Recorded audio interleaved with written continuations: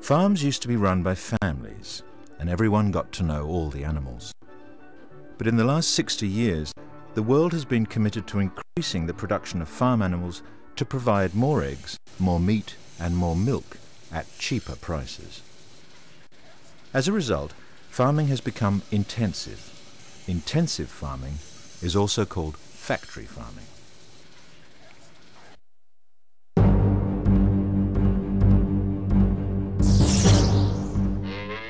Here you go, Leo. Psst. Leo.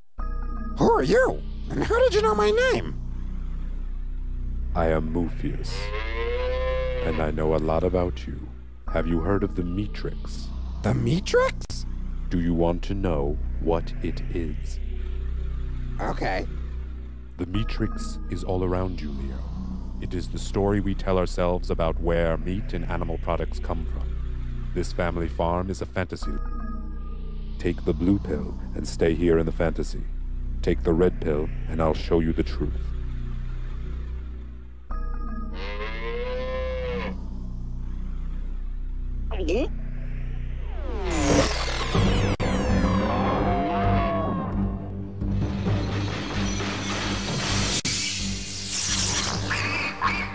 Welcome to the real world.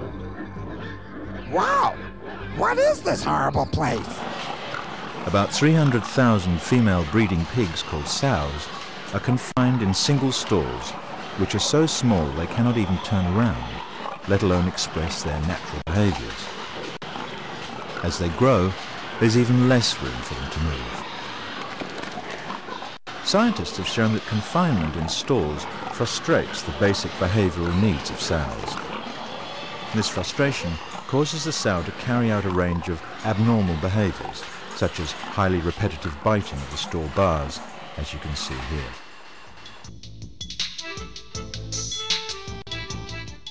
Inside this mass production shed, thousands of broilers, or meat chickens, live crammed together.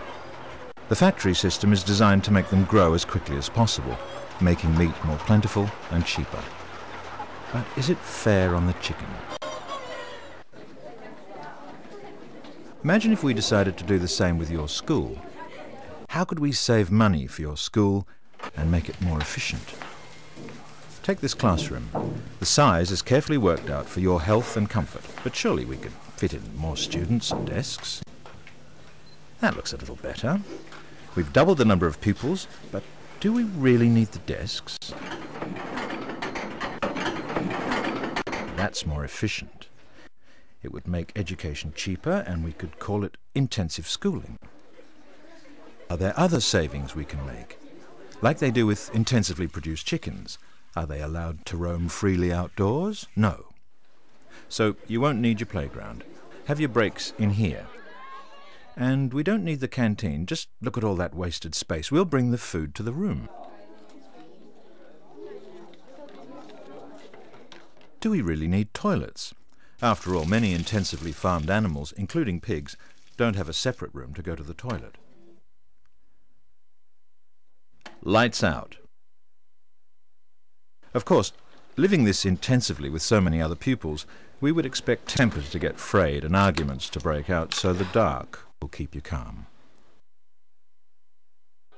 There's still a problem. Crowded conditions encourage disease.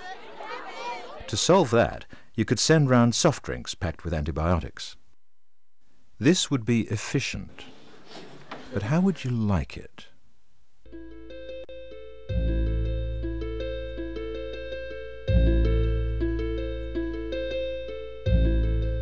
Each year in Australia, more than 400 million chickens are raised and slaughtered for meat.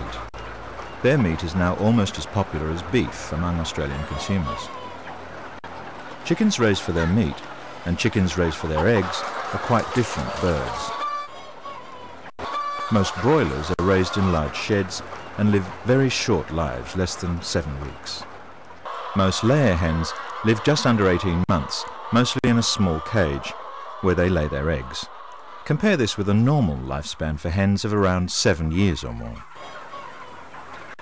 Like other animals reared for their meat, Broilers have been specially bred to put on weight very quickly. This process is called selective breeding. The chicken on the left is a normal-sized egg layer. The chicken on the right is a broiler selectively bred for meat. They grow much faster, putting on weight at an extraordinary rate. Because of selective breeding, they'll be ready for slaughter in no time at all. Their lives are at most just 7 weeks from hatching to slaughter. But putting on weight this fast has its consequences. The body gets too big for the legs, and the legs can collapse under the strain. Thousands of chickens are painfully crippled by the time they reach their slaughter weight. For some, it's difficult to get to their food and water.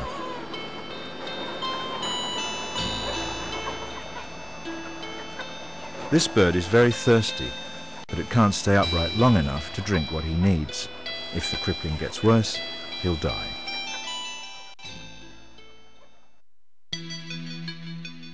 Hens who lay eggs have their factories too, the battery cage system. More than 10 million caged hens in Australia lay more than 3 billion eggs a year.